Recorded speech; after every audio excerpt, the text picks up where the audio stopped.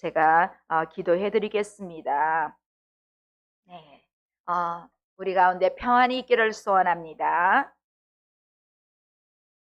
앞서 마가복음 2장 13절에서 28절 우리가 본문의 말씀을 가지고 오늘은 안식과 기쁨을 주시는 예수님이라는 말씀으로 함께 우리가 은혜의 시간 되기를 원합니다. 지난주에는 예수님께서 하나님의 아들로서 죄를 사하여 주시는 권세가 있다는 말씀을 보았습니다.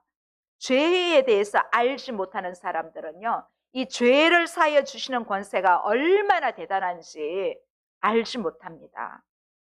그러나 인간의 죄가 어떠한지 성경을 통해서, 하나님의 말씀을 통해서 알게 되면 예수님께서 죄를 사하여 주시는 그 권세가 얼마나 크다는 말씀인지, 그 말씀이 복음이라는 것을 알게 됩니다. 오직 하나님만이 가능한 죄를 사하여 주시는 권세를 예수님이 가지고 있다는 그 권세는 놀라운 권세라는 것입니다.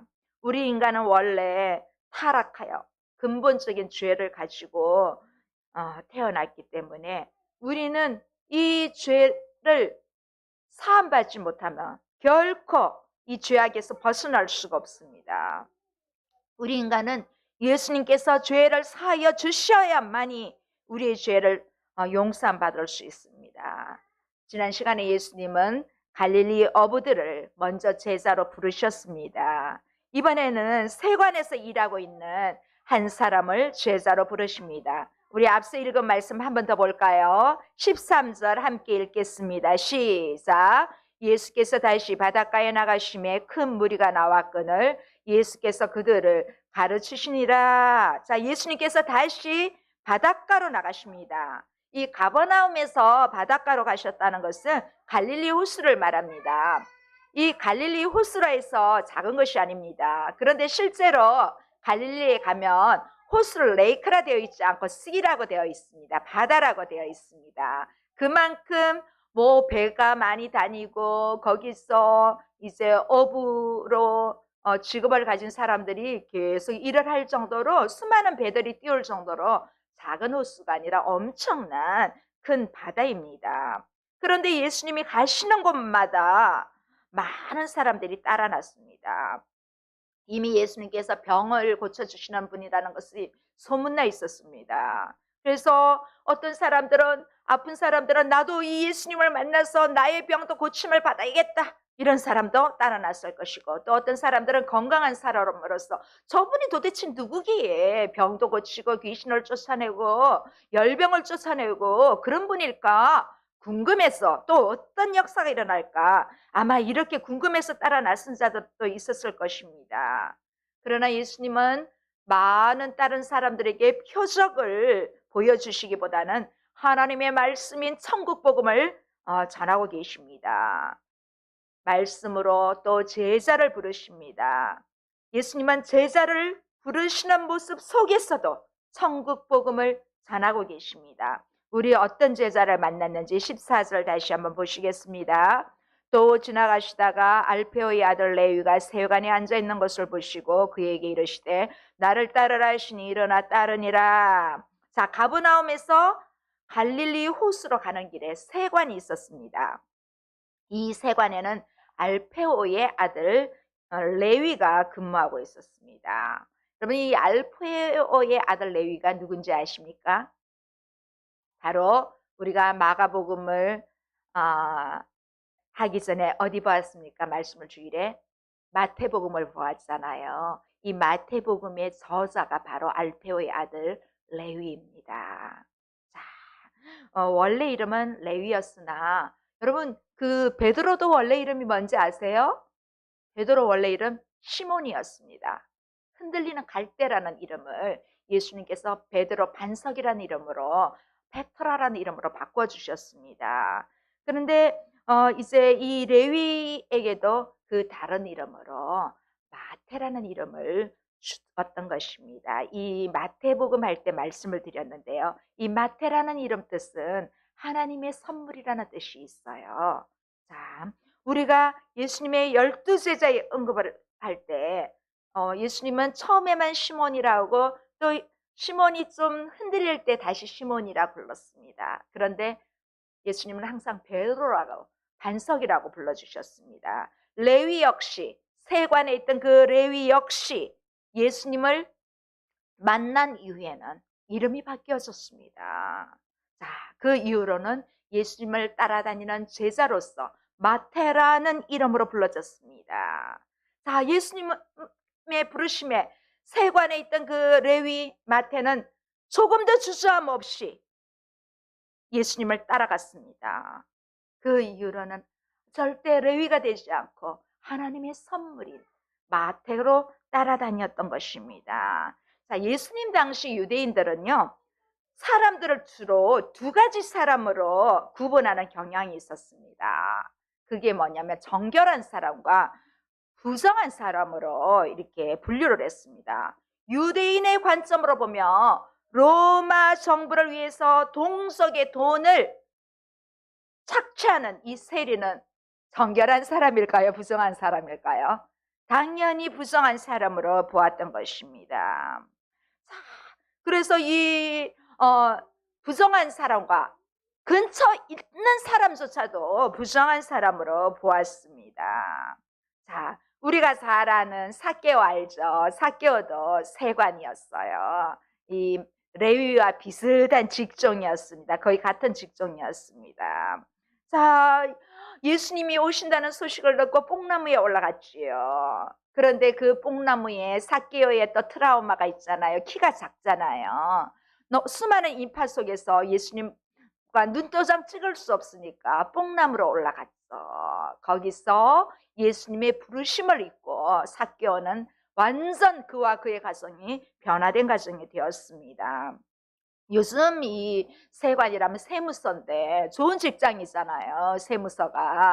세무서에 직원 한 명만 알고 있어도 일하는데 편하잖아요. 저는 지난해 그 작은 도시관 결과 보고서인데 원천 징수하고 뭐 하는데 엄청 고생했거든요. 그런데 이 당시 사람들은 로마인의 하수에 있으면서 같은 동족인 유대인들의 돈을 착취한 사람이기 때문에 절대로 좋은 사람으로 보지 않았습니다. 마치 일제강점기 때에 일본어를 위하여 일한 그러한 사람들하고 비슷합니다. 제국의 권세를 힘입어서 동족의 세금을 거두는 사람을 누가 좋아하겠습니까? 그래서 또 이 사람들은 온갖 이방인들과 다 만났습니다. 유대의 세관들은요. 그래서 율법적으로 정결 규례를 지키지 못하니 늘 죄인 취급을 받았습니다. 이런 레위를 예수님이 부르십니다. 레위는 즉각 모든 것을 다 버려두고 예수님을 따라갔습니다. 예수님의 부르심의 능력이 오늘 이 레위에게 임한 것입니다. 이렇게 예수님의 부르심의 은혜에 감사한 레위는요, 자기 집에서 잔치를 벌입니다. 우리 15절 한번 읽어볼까요? 15절.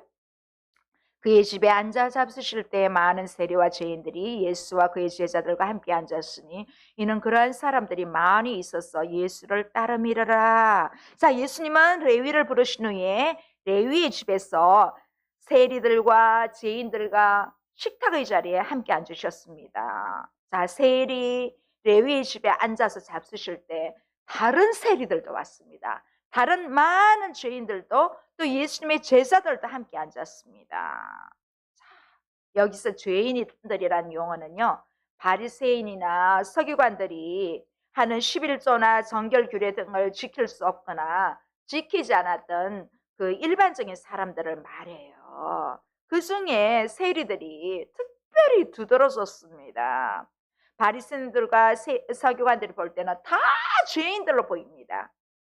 모든 유대인들을 경건하게 살려고 하는 사람은 이런 자들과 어울리거나 식사를 하면 부정하게 된다고 이 바리새인들과 세리에게 향한 눈빛이 그러했습니다. 그런데 그 예수님이 저들이 부정한 자로 보고 있는 이 세리들과 많은 죄인들과 함께 식사를 하고 있는 예수님과 제자들의 모습을 볼 때, 아니 왜 저런 자리에 앉아 있을까 하면서 궁금해하면서 오히려 그들에게 나쁜 시선을 향해 보고 있습니다.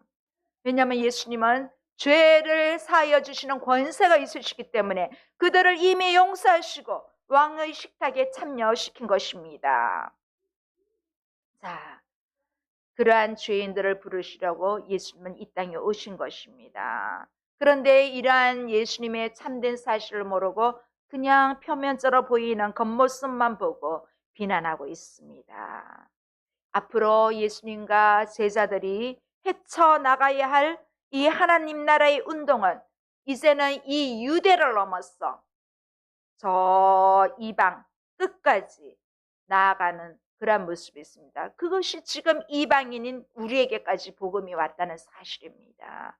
2000년 전에, 이미 훨씬 전에 예수님은 복음이 이 유대 동족뿐만 아니라 여기에서 이 유대 동족이 또 거부하는 바람에 더 크게 우리에게까지 다른 세계 열방에 복음이 전파되었다는 것은 정말 놀라운 사실입니다. 자, 한번 볼까요? 16절, 17절. 자, 바리새인들의 서기관들이 예수께서 죄인 및 세리들과 함께 잡수시는 것을 보고 그의 제자들에게 이르되 어찌하여 세리 및 죄인들과 함께 먹는가? 예수께서 들으시고 그들에게 이르시되 건강한 자에게는 의사가 쓸데없고 병든 자에게라 쓸데있느니라. 나는 의인을 부르러 온 것이 아니라 죄인을 부르러 왔노라 하시니라. 예수님은 바로 앞에서 중풍병자를 치유하실 때 서기관들이 뭐라고 했습니까? 예수님을 신성모독하는 자라고 그렇게 발언했습니다. 자, 이제는 예수님의 식탁 교제 행위에 대해서 서기관들이 연이어서 반대가 등장하고 있습니다. 이렇게 바리새인과 서기관들이 예수님이 죄인 및 세리들과 함께 식사하시는 것을 보고 제자들에게 이르되 어찌하여 세리들과 죄인들과 함께 밥을 먹을 수 있는가 하면서 비난을 하고 있습니다. 바리새인들은 예수님을 통해서 천국 복음이 전해지는 것을 모르고 있습니다. 정말 그들은 율법을 연구하면서 성경에 나름대로 박사라는 사람들이 예수님께서 진짜 메시아임을 알지 못하고 있습니다. 자, 왜냐하면 사실은 이 사람들은 이제 구약의 정결벽 구례로 봤을 때는 예수님께서 하시는 행동이 타당하지 않다는 것을 지적하고 있는 것입니다. 그러나 이미 이제 예수님은 다시 이런 모든 율법을 파하시고 이제 새로운 복음으로 오셨기 때문에 이제 예수님은 그러한 것이 아무것도 문제가 되지 않는다는 것입니다. 그래서 예수님께서 저들이 하는 말을 들으시고 뭐라고 하십니까? 건강한 자에게는 의사가 쓸데없고 병든 자에게라야 쓸데있느니라. 나는 의인을 부르러 온 것이 아니요 죄인을 부르러 왔다고 그렇게 말씀하고 있습니다. 여기서 건강한 자는요 스스로 자신이 의롭다고 자부하는 바리새인과 서기관들을 말해요. 또 의원은 죄에 빠진 영혼을 치료하시고 구원하시는 예수님을 가르치고 있습니다. 자, 예수님은 이 말씀으로 왜 자신이 죄인들과 세리들과 함께 식탁에 앉으셨는지 그 답을 주고 계십니다.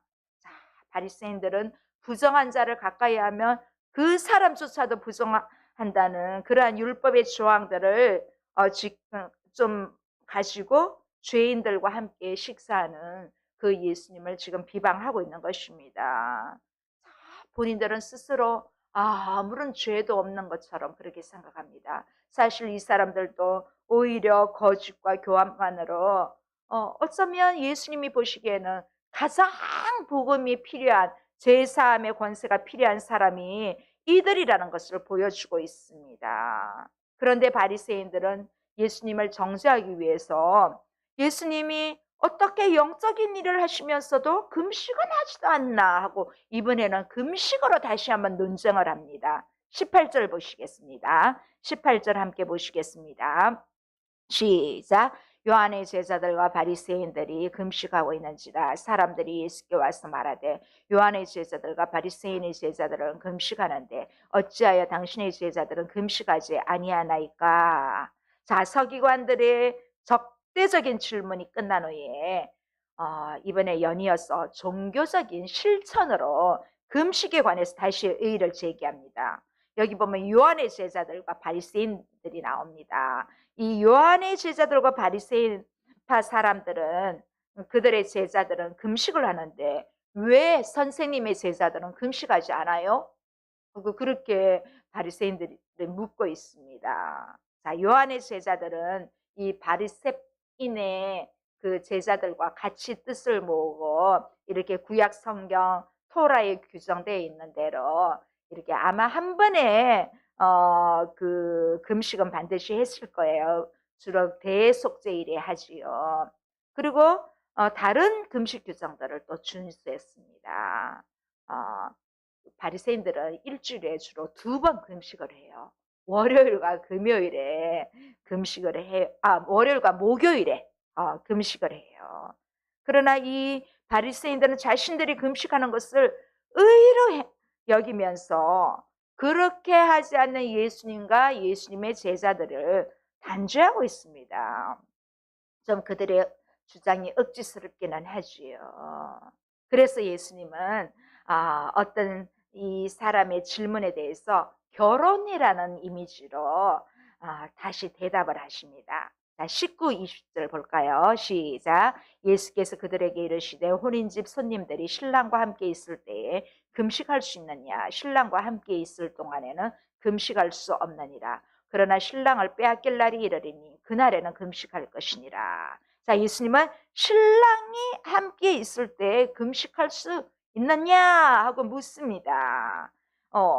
금식할 수 없다는 것입니다. 신랑이 자기들과 함께 있을 때는 함께 즐거워하고 축하하고 놀아야 합니다. 그런데 예수님은 신랑을 빼앗길 날이 있을 때가 있다고, 그날에 금식하고 있다고 합니다. 이 신랑이 빼앗긴 날은 이미 요한의 제자들은 그들의 지도자를 잃었습니다. 이처럼 예수님의 제자들도 예수님이 떠나갈 때가 있다는 것입니다. 그때 금식하지. 지금은 예수님이 함께 계시는데 금식할 필요가 없다는 것입니다. 그리고 예수님은 또 금식에 이어서 생배 조각과 새 포도주 비유로 말씀을 하십니다. 21절, 22절 한번 볼까요? 생배 조각을 낡은 조각에 붙이는 자가 없나니 만일 그렇게 하면 기운 새 것이 낡은 그것을 당기어 헤어짐이 더하게 되느니라. 새 포도주를 낡은 가죽 부대에 넣는 자가 없나니 만일 그렇게 하면 새 포도주가 부대를 떨어뜨려 포도주와 부대를 버리게 되리라. 오직 새 포도주는 새 부대에 넣느니라 하시니라. 자, 예수님의 비유적인 언급은 정결, 규례와 금식, 그리고 구약에 근거한 실천과 전통들에 대해서 새로운 이해를 제기시키고 있습니다. 왜냐하면 예수님은 새로운 시대를 가지고 오셨고 새 시대에는 정결, 규례나 금식 같은 유대교의 어떤 전통들은 새 것에 담을 수가 없습니다.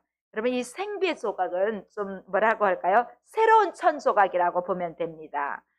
더 쉽게 말하면 사서 세탁을 한 번도 한 적이 없는, 줄어들지 않는 새 옷이라는 걸 생각하면 됩니다.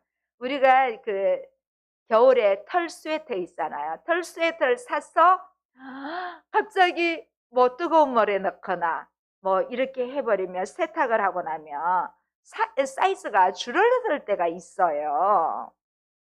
그래서 이 생배 조각 역시 이렇게 새 것을 잘못하게 되면 줄어들게 될 수가 있어요.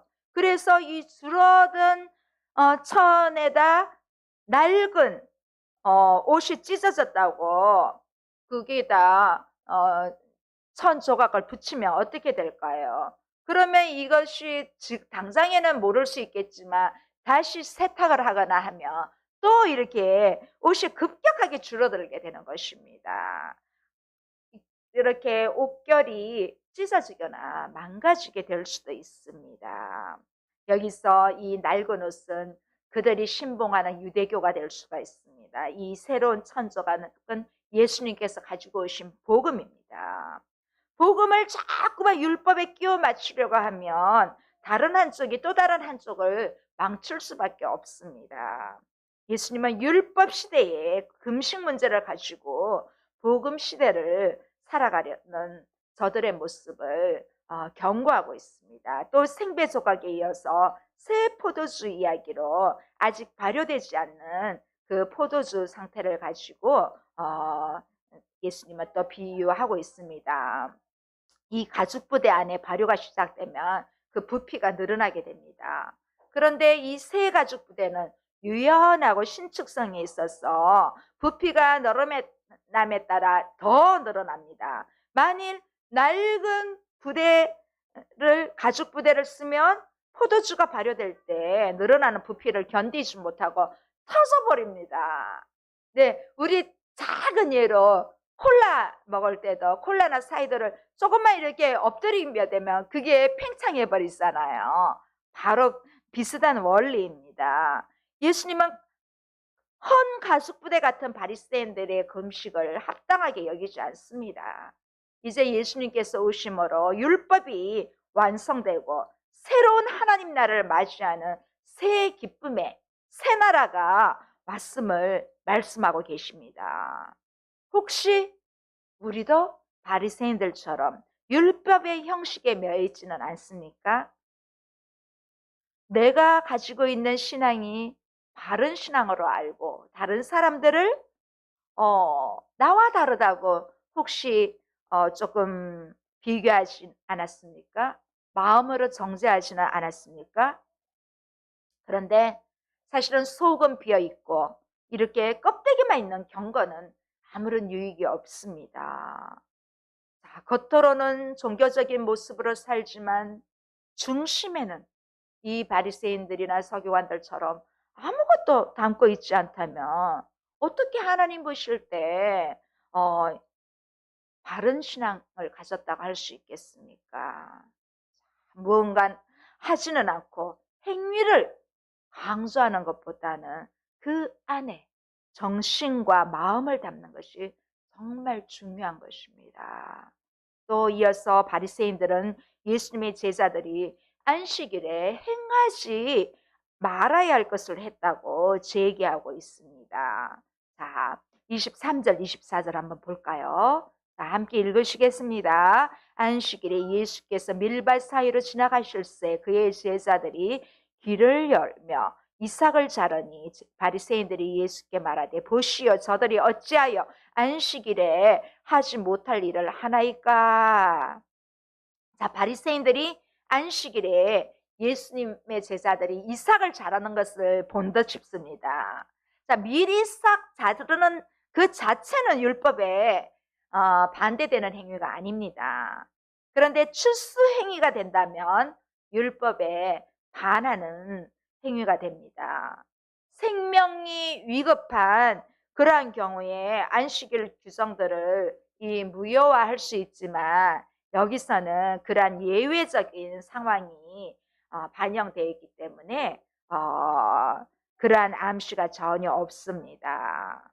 자, 제사들의 행위에 대해서 바리새인들은 왜 안식일에 하지 못할 일을 하느냐고 문제를 제기합니다. 자, 예수님과 바리새인 사이에 논쟁의 중심에 안식일이 끼어 있습니다.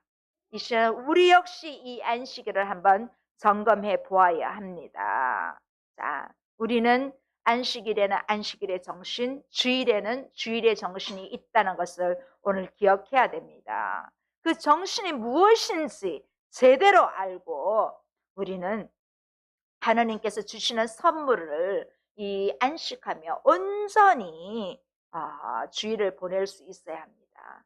여러분, 예배한 시간 드리는 것으로 주일에 대한 심리적인 만족을 할 때가 많지요. 여러분 자신을 한번 돌아보십시오. 나는 오늘 예배 드렸으니까 오늘 나는 그래도 다 했어. 그렇게 하면서 만족을 하십니까? 또 한편으로 예배에 참석하지 못했을 때는 왠지 마음이 편치 않고 찜찜합니다.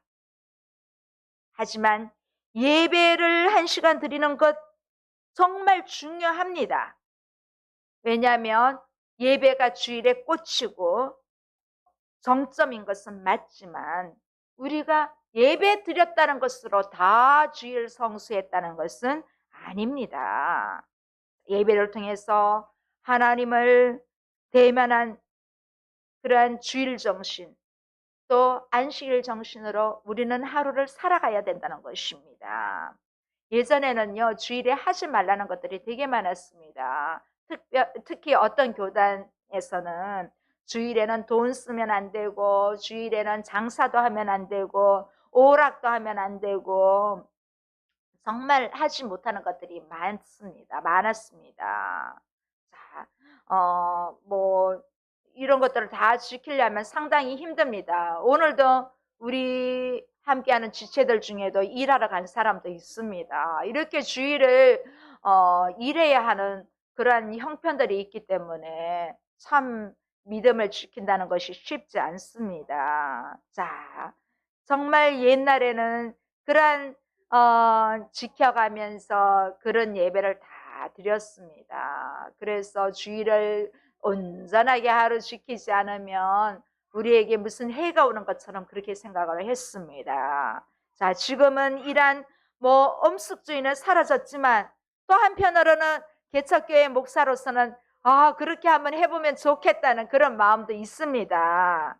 네, 금지 조항들이 없어지면서 주일에 대해 남아있는 그러한 관심은 자칫 잘못하면 성도와 불신자들을 구별할 수 있는 방법이 없습니다. 성도와 불신자가 구별할 수 있는 한 가지가 바로 예배이거든요.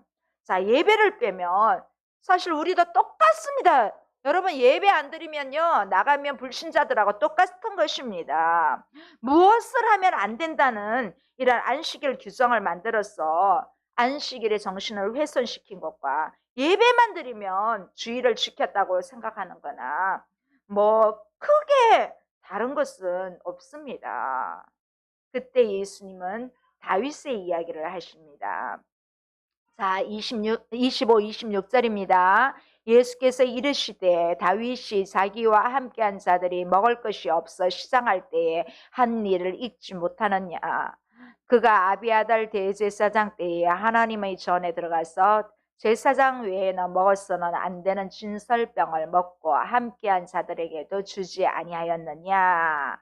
자, 이 이야기의 배경은요, 안식일에 그 예수님이 그 제자들이 이제 어딘가로 가면서 제자들이 밀밭을 통과하게 되었는데, 그때 밀밭을 가던 제자들이 배가 고파서 이 이삭을 잘라 막 비벼 먹는 것을 보았던 것 같습니다. 자, 이 장면을 우연히 본 건지 일부러 꼬투리 잡아서 예수님과 제자들을 넘어뜨리려고 그랬는지 잘 알 수 없지만 어쨌든 바리새인들이 보았다는 것입니다.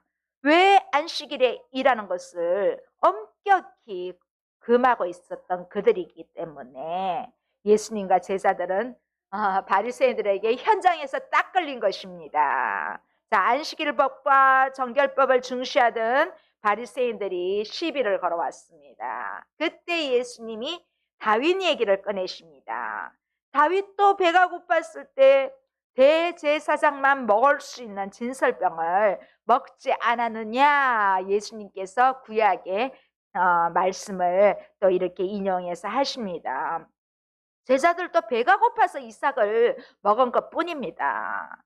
그러면서 하신 말씀이 그 유명한 안식일의 정의를, 주일의 정의를 예수님은 해주십니다. 자, 27, 28절.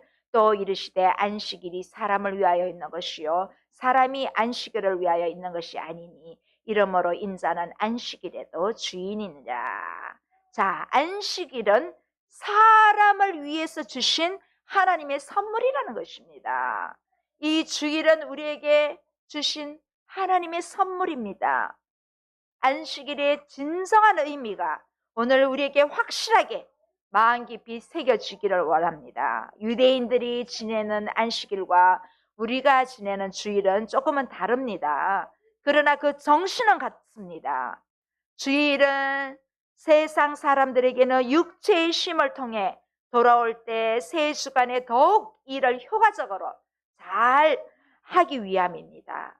그러나 우리 성도들에게 주일은 육체의 쉼과 더불어 나의 생명과 영혼이 치유되고 회복되는 시간이어야 합니다.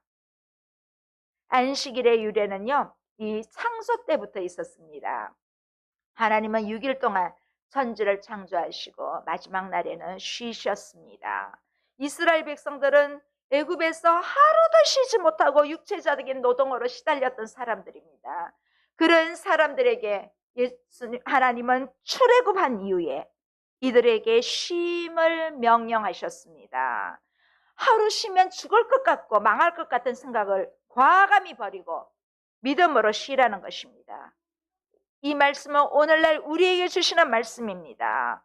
자, 일과 상황이 도무지 쉴 수 없는 상황으로 몰고 갈 때도 있습니다. 그런데 이럴 때도 결단력이 필요합니다. 어떤 친구가 그렇습니다. 우리 교회를 후원해주는 그 사장님도 보면 주일날은 절대 일을 안 하더라고요. 네, 평일에는 몇 건씩 일하면서도 주일만큼은 일이 들어와도 안 하는 분이 있습니다. 그분에 대해서 참 그 점에 대해서 높이 저는 대단하다고 봅니다. 주일날 일 나가면 돈 벌어오거든요. 근데도 결단하더라고요. 자, 이렇게 주일날은 주위 사람을 살펴보고 누군가 힘들어하는 사람들을 바라보고 또 나의 힘듦을 하나님 앞에 바라보는 그러한 주일이 되어야 합니다. 이렇게 안식일만큼은 주인도 종에게 일을 시키지 않습니다. 이 안식일은 종이 사람 대접받는 날입니다. 그렇게 하나님은 안식일을 좋은 날로 주셨습니다. 그런데 이것을 조절하는 것이 우리가 신앙인의 과제입니다. 여러분, 이 안식일 주일에는 여러분의 결단이 필요합니다. 너무나 소중한 것들을 놓칠 수 없기 때문에 자칫 잘못하면 그 시간이 우상이 될 수가 있습니다. 옆에 있는 힘든 사람도 바라보지 못하고 더더욱 하나님을 바라보지 못하게 됩니다. 자, 일이 우상이 되면 절대로 안 됩니다. 자, 이렇듯 소중한 것들이 때로는 우리에게 과하게 되면 우리에게는 우상이 될 수 있고 또 우리가 살면서 의지하던 소중한 것들을 또 한꺼번에 잃어버릴 수도 있습니다. 우리는 주일마다 내 하던 일을 멈추고 쉬면서 하나님을 예배하고 우리 옆에 있는 사람을 사랑하게 되면 하나님은 하나님의 나라와 의를 구하는 우리에게 더할 수 없는 더하여 주시는 은혜로 함께하여 주시기를 믿으시기를 바랍니다. 자, 예수님은 이 안식이 존재하는 이유가 안식일이 존재하는 이유가 사람 때문이라고 말씀을 하십니다. 사람이 없으면 안식일이 없다는 것입니다.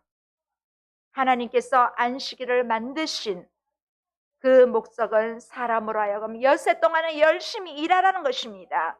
이 7째 날만큼은 안식하면서 주님 안에서 다시 회복하라는 것입니다. 주님 안에서 평안을 가지라는 것입니다.